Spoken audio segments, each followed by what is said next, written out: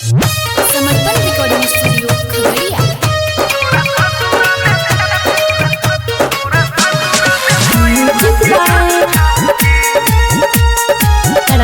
बाबू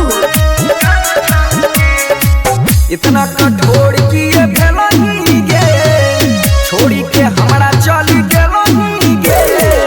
इतना कठोर किए भेलही गे, छोड़ी के हमरा चली गेलही गे। या मिलालो या मीराओ है नाज छौकी, तोरा खाती है दीवाना धोखेबाज छौकी। इतना उड़ै छी हवा में बात सच छौकी, तोरा ससुरा में पैसा के गाछ छौकी। इतना उड़ै छी हवा में बात सच छौकी, तोरा ससुरा में पैसा के गाछ छौकी।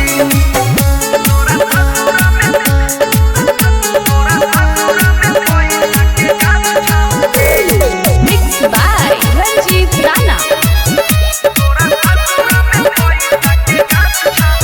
हेरे एगो नहीं दू गो फोन धरबै, हमरा मन में जे होतै उहे करबै।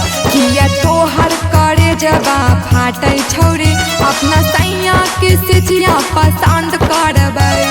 बुझी रे छौरा यार पहिले वाला नहीं आज छौकी, तोरा कनियो नहीं सहरा मलाज छौकी।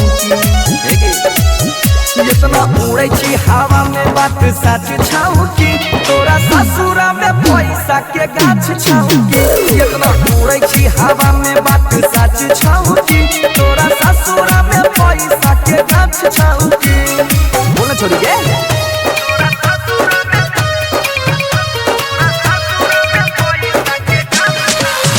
मिक्स बाय बाबू। रिहो जब तक खूब मुलाकात भेलौरी, तोहर हमार प्यार के बात भेलौरी। कोनो दूसरा में जाई के भूल जाई है, जिंदगी भर खातिर हमरा भूल जाई है। बुझी रे छौरा जिला में जहरिया घोड़ा लेगे, बंसी हमकी तो के नहीं तू छोड़ा लेगे। किया छोड़बौ रे इतना उड़ै छी हवा में बात सच छौकी, तोरा ससुरा में पैसा के गाछ छौकी।